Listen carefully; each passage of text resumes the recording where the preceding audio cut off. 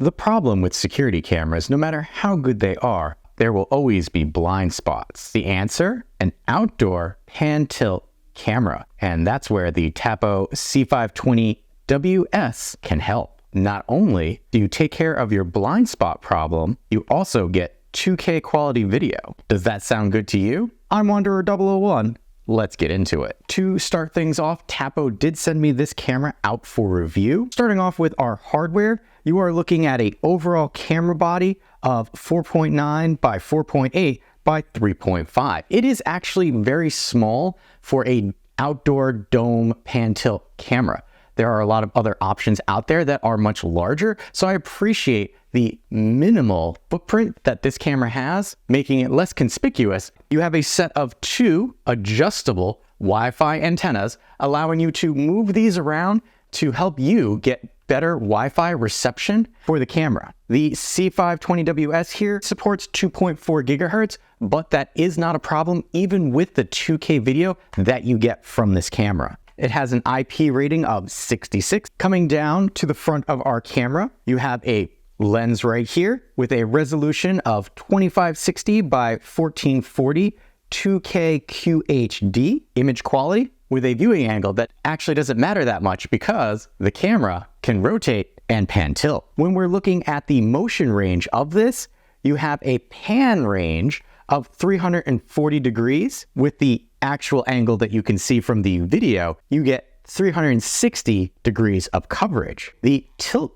range is 60 degrees or 130 degrees of coverage based on your video angle. If a person, pet, or vehicle happens to come into frame, the camera will automatically target and follow that person, pet, or vehicle. If 2 targets happen to come into frame, you have a 95% likelihood that the camera will stick to the original target that it locked onto. I did some testing with my wife, can't show you, she doesn't want to be in videos, but 95% of the time, it would target whoever came into frame first. The only time we were able to have that change was if we crossed paths right in front of each other, and then the camera would follow whoever emerged from our crossing first. As for video frame rate, you're looking at 25 to 30 frames per second with 12-time digital zoom. Now, the one thing with Tapo cameras that I wish they would change is when you are zooming in, if you double tap, it will zoom into its maximum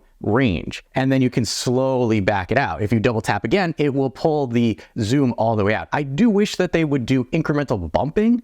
I do understand that maybe you want to see that item really, really close up, but because you're zooming in 12 times digitally, you do get very pixelated when you get really, really close. I wish they would do step-ups in zooming, but that's a small thing. Moving down, we have 2 LED lights as well as 2 850 nanometer IR lights, which will allow you to see in the dark up to 98 feet. The LED lights are there because this does have a starlight sensor, allowing you to see in lower light situations, but also with the help of the LEDs, giving you color night vision, which is a nice feature to have. Right in between that, we have a status light, which will let you know if the camera is actively on and recording. And then just below that, we have our microphone. If we continue rolling our pan tilt head, right there on the back or underside, you can see that is your speaker. If we roll this forward, you're going to see right here, there's a little door. And behind this door, you have both your reset button, but also your micro SD card slot location. You can have up to a 512 gigabyte card in this camera, giving you more than enough 24/7 space to record using this camera. As we move on to the rest of our camera body here, we can see right here, this is our mounting option. I like the mounting in that, one, I don't really have a place that I can put this, so I actually zip tied this to my downspout, which I was able to do, and the camera stayed in place perfectly fine. The foot on the back here allows you to have the cable feed either through the bottom of it or through the top. So you don't have to worry about, if you're mounting this to something that's flat, your cable getting in the way at all. If we come further down, we have our cable system, which kind of pigtails off into 2 different cables. Over here on the right, we have our power cable, which then goes to our power adapter right here. Notice that there is a little rubberized O-ring right there, which they do provide you as part of the installation package. but this allows you to keep water from getting in here. Right here, this is our Ethernet connection. This is not a PoE connection. This is only for Ethernet. You will have to have this powered at all times. Bringing our power brick into view here, one problem that I've had with Tapo's outdoor cameras is the size of this power brick, in that I have outdoor plugs which have a cover to make them watertight. The plug is a little too big for me to actually close them off. Even with the fact that I can't close the door, I don't get water reaching the plug, mainly because it's under a covered portion of my home. The cable length itself, if we're looking at just the power brick here, you're about 9 feet. If we include the white cable here, you're looking at about 10 feet. That is going to be enough for most people. The camera and power adapter are not the only thing that you get in the box with the C520Ws. So let's take a quick look at the other things that we get with this. On the top, we've got mounting sticker, information, quick start guide, power adapter, the camera itself. Here we have our mounting solution. And then here we have our waterproofing cables, as well as for the Ethernet. And then screws and wall anchors for this.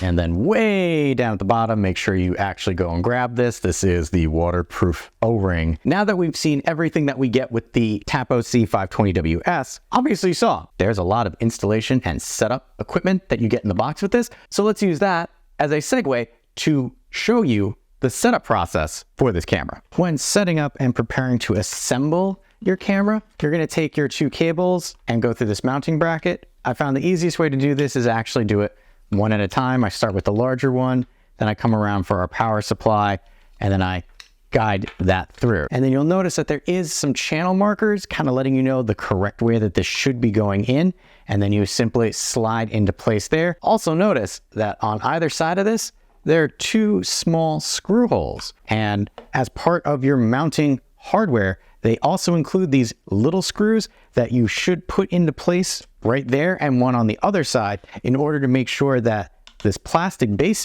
bit here does not separate from the actual camera. This will be setup of the Tapo C520Ws. First things first, we're going to bring our application into view. We're going to press the plus sign in the upper right hand corner and then add a device. We are going to select an outdoor camera, as this is an outdoor camera. And then we're going to come down until we find our C520Ws. We are going to connect this wirelessly. We do have the choice of Ethernet if we wanted to. Now we are going to plug it in and wait for this light to turn on. Right there, you should see the red light. And we're just going to kind of pick that up just a little bit in case that head rotates at all. And we're just going to wait for that to blink red. And that is a good thing that I picked this up, because it is... The SD card is not formatted. Please format it according to the app guidelines. And I did put an SD card in there already, just to be sure. And it is doing a full rotation. You can see there's the SD card door still off. And now it is blinking. So we're going to select next. And we're going to connect to the Wi-Fi of this. You might have to make sure that when you connect to your device, that if your smartphone automatically tries to disconnect when it doesn't detect internet connectivity, that you do that. So we're gonna do this again, found it, and now we're gonna select our network. When you confirm, it displays it in plain text. Bring that back over. Connecting to Wi-Fi. Wi-Fi connected. And right there, I can see it's already part of my Alexa. So as far as this is concerned, it's good to go. This is still trying to load itself, and we'll check and see what happens. Tapo, when they have the installation process, this is one of the things that I kind of wish they would do a little better, in that it'll stay on this screen longer than it needs to, even though this right now is probably already connected and seeing me and my surroundings. So if I actually hit this X up here, regardless of it says connecting to your network, if I hit this X, it's already connected and we're good to go. So I'm going to do that now, and we're going to say exit, because this camera right here, I have a feeling that is my new Tapo camera. Yep, this is the new one already. There you saw, not a terrible setup process at all. My one recommendation is definitely set this up before you have it placed in a particular location, in case you need to make any changes or alterations, but also make sure you hold the camera off a surface, because everything's going to start turning on you as it aligns itself as part of the setup process. The C520Ws here is compatible with both Alexa and Google Voice Assistant. So if you have those devices that allow you to see from a camera, you'll be able to do that with the C520Ws here. One of the things that I like about this camera over some of my other outdoor cameras that I've tested in the past is that this is a powered camera. One of the benefits of that is pixel-based motion tracking and notifications. With any outdoor battery camera, whether it's solar powered or not, you're going to be dealing with something that's called a PIR sensor. That PIR sensor is a heat-based motion trigger, meaning something has to be close enough that's warm in order to trigger a motion event. When you have something that's plugged in all the time, you have pixel-based motion tracking and sensing, meaning as something moves through frame, the camera's smart enough to know something has changed, I'm going to start paying attention. But because of the fact that this is plugged in all the time, it's going to be drawing power. And coming from a home previously where everything ran on electricity, I became very sensitive to power usages. So in the case of the Tapo C520Ws here, when it's in privacy mode, which is an awesome feature where the ball itself will roll up so you know that the camera is not watching you at all. But when in privacy mode, it uses 1.9 watts of power. During the daytime, when it's just running, it uses 2.2 watts of power. During the day, when rotating to follow something, it uses between 4.4 and 4.5 watts of power. At night, when using the LEDs, it uses 3.4 watts of power. Night, while using the LEDs and moving, it uses 5.7 watts of power. Using the IR lights at night, it uses 3.7 watts of power.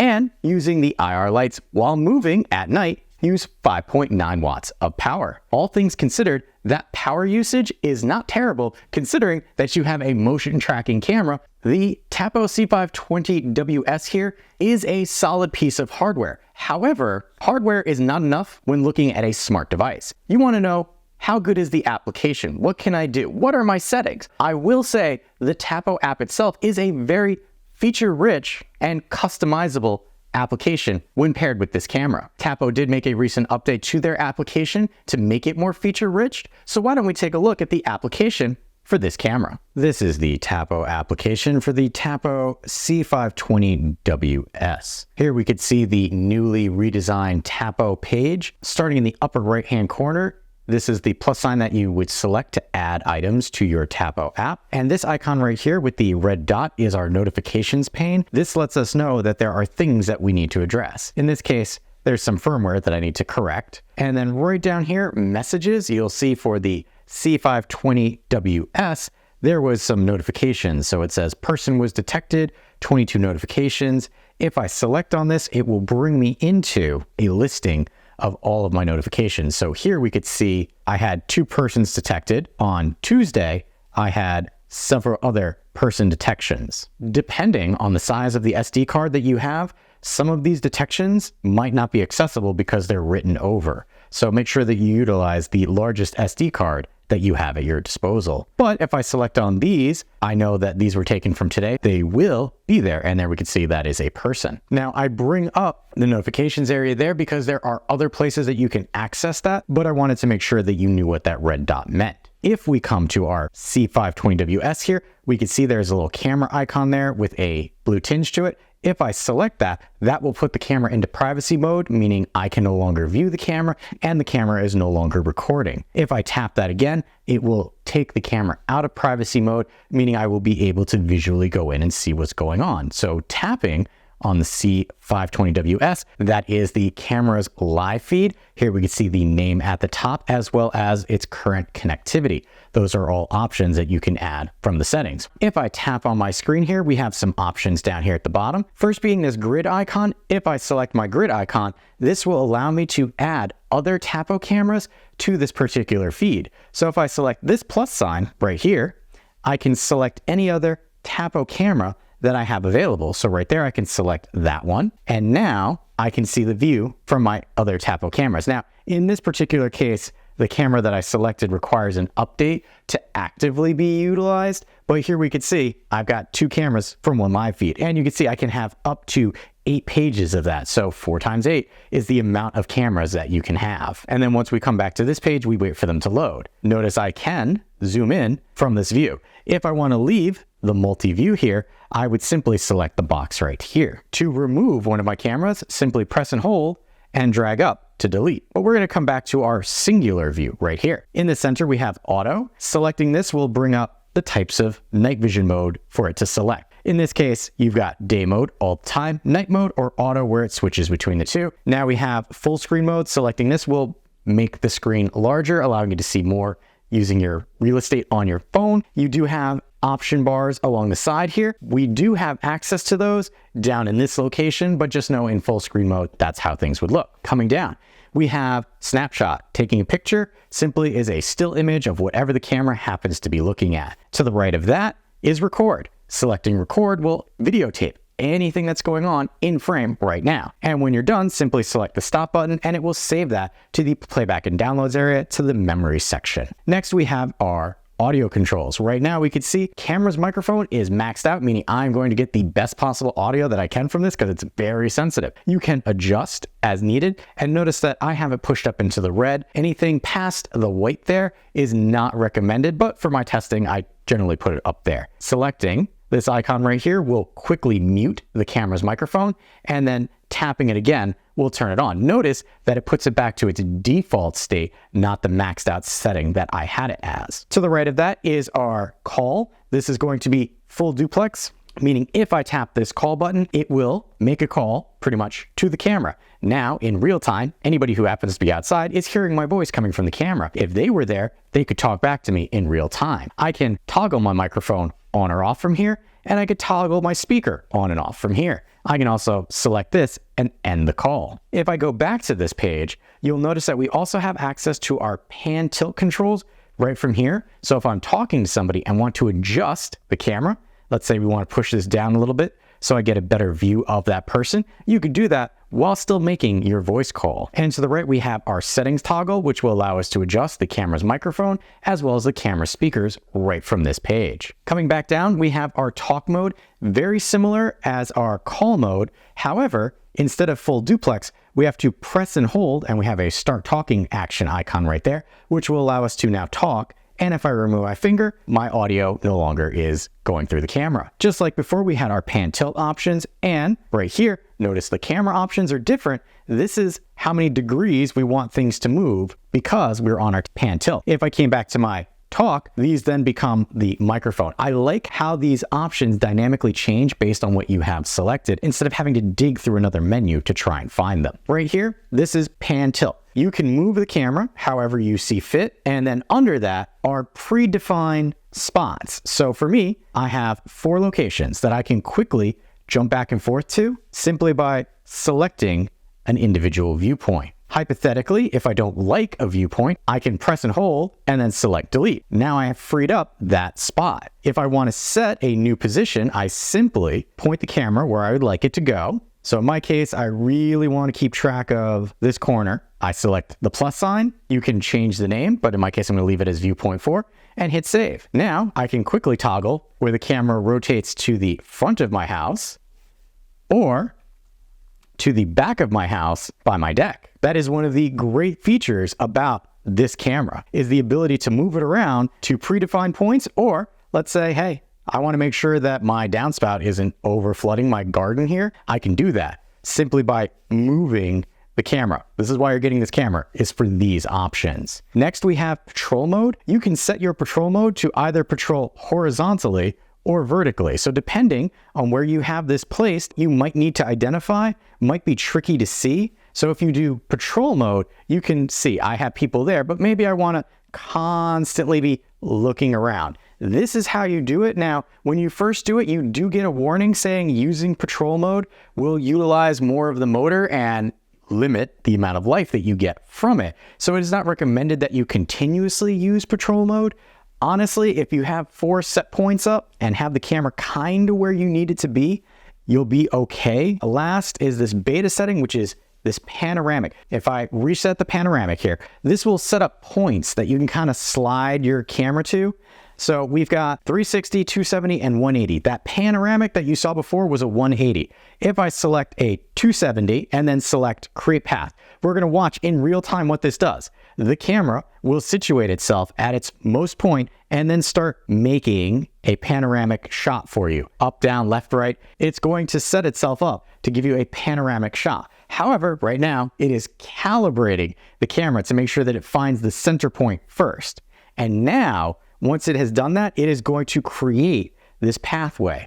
this panoramic shot. And you're going to see it's going to slowly move itself because one, this is taking an actual panoramic photo for you that you will get a copy of. But once it's completed, you can also use that panoramic shot in order to navigate to specific locations very quickly. And once it's completed, I'll show you what the final product looks like. Once completed, you can say, yes, I want to save this to the camera's memory, or no, I don't. In this case, I'm going to say yes. And right here, we have a large panoramic view of what the camera saw. So if I bring this over here and tap, it's going to swing that back over that way. Likewise, if I want to bring it back to the front, I can do that. So this is slightly different than setting up individual paths because this gives you a little more fluidity as to where you want the camera to be facing. And then right here, I can press that and we can retake the panoramic instead of having to do the refresh like I did. Last option on this side is if we select this, this will allow us to adjust the percent or the movement speed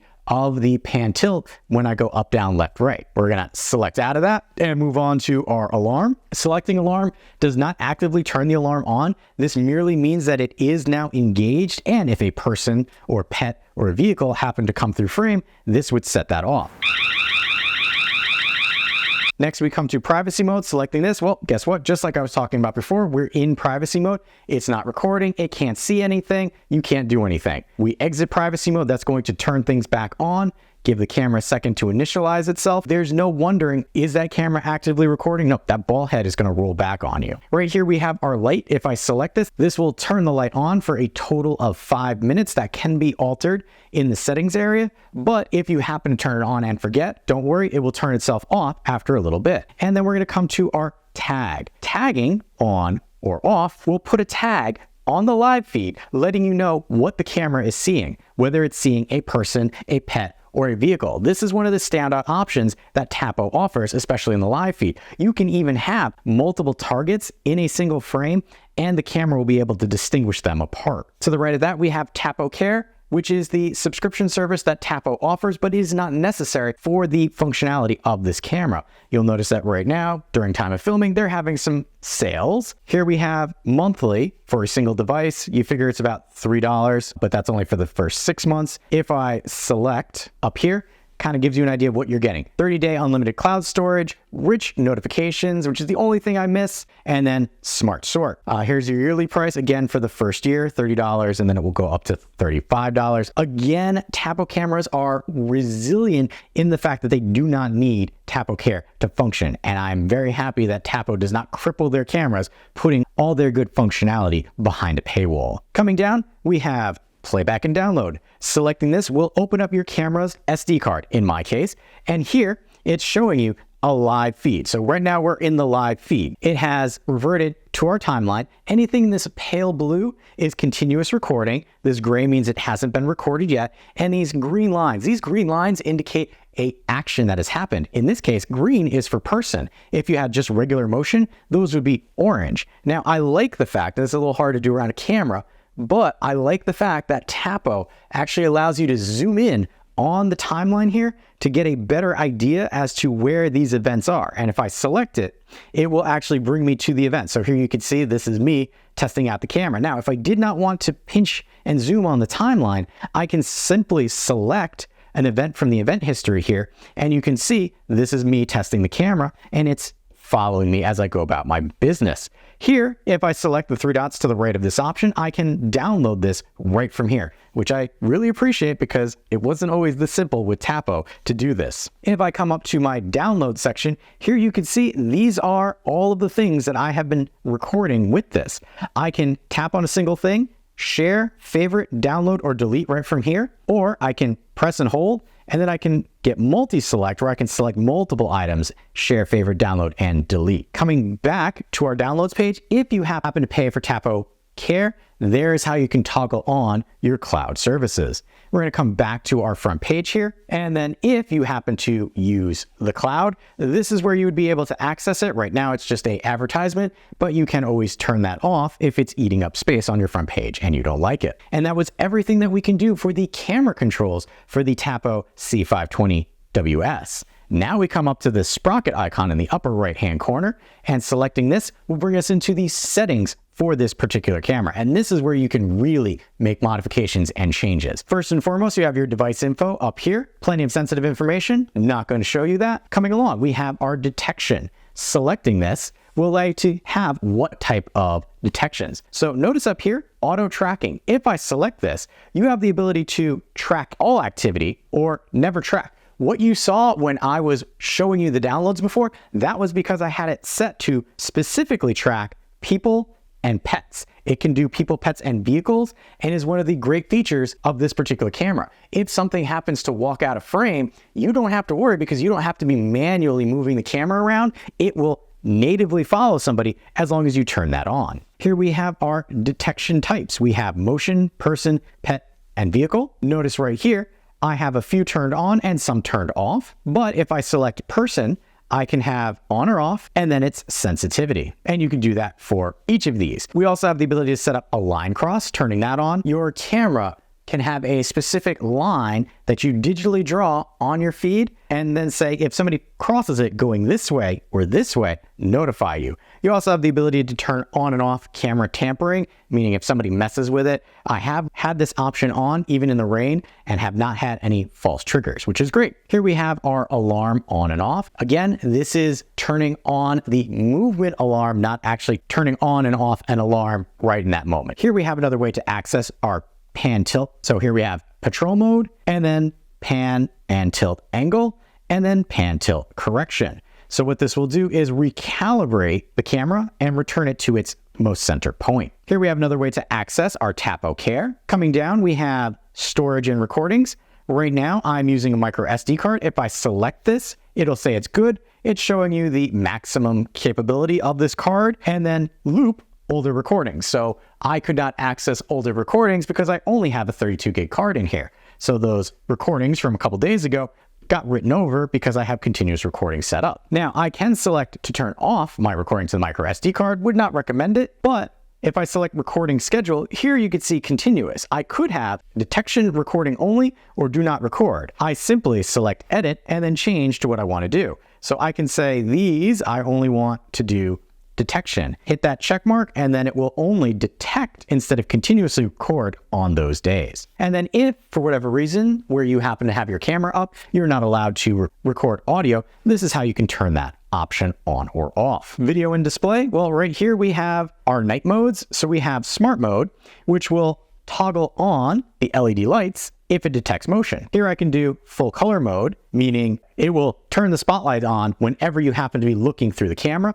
And then we have our classic infrared mode. Video quality, you have from 2K down to 720, still considered HD. Here we have our frame rate. You can do 1520 or 25 for testing. I always put these up to 25. If you happen to have the camera upside down, you can invert the image simply by toggling it right there. Here we have our privacy zone. If I turn privacy zone on, what this will allow me to do is select an area on my screen and then block that from view. Here we have on-screen display info. I like showing the timestamp.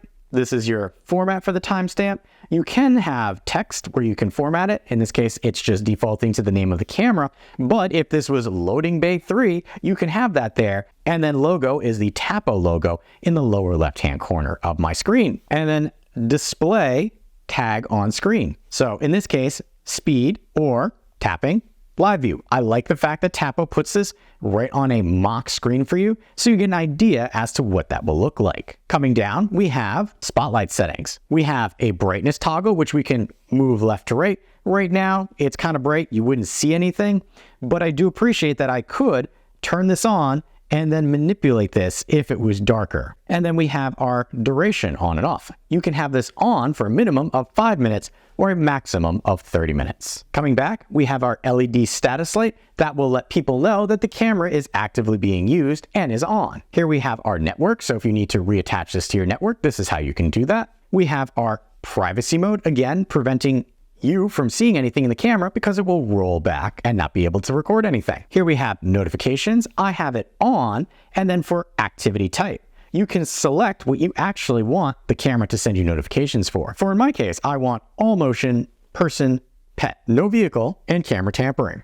I will only receive a notification for those, and it will always send them to me. However, I can select during the day only, 8 a.m. to 8 p.m., during the night only, 8 p.m. to 8 a.m., or I can designate a custom time, days and times of my choosing when I want to be notified. So I like all that customization that Tapo gives you. Advanced settings, here we have our camera account. So that would be setting up an account just for this specific camera. Power line frequency is set to auto, but it does give you options. If you don't know what that is, do stay out of those options. But if you're looking for them, that's where it is. Voice call mode, we have standard, on by default, and then compatibility mode, which will lower your call quality, but make a more stable connection for you. Display settings, here we can see hardware acceleration, best performance you're gonna get, or compatibility mode will again lower some things to give you a more stable feed, but won't get the best out of your camera. And then diagnostics, on or off. If you ever need to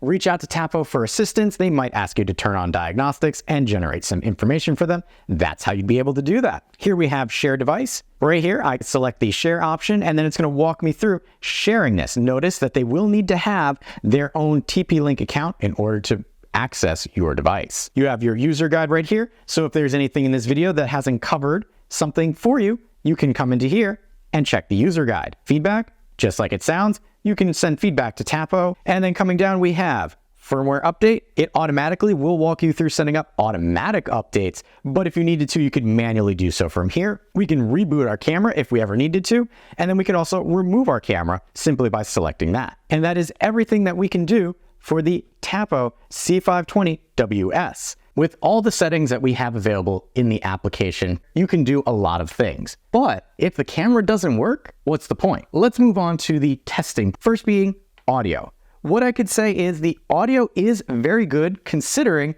that your speaker is on the back of the camera ball and your microphone is right there. And generally, you'll have this placed up a little higher so that you could take advantage of the full pan tilt that this camera offers. Let's take a listen to some audio samples from the camera. Sally, go, seashell, by the seashore. Peter, Piper, picked a pack of pickled peppers. Test 1, test 2, test 3, and test. Audio test from Tapo camera to application. Sally fell seashell by the seashore. Peter Piper picked a pack of pickled peppers. Test 1, test 2, test 3, and test. Here's my handy little lapel mic, and I will do a rotation test.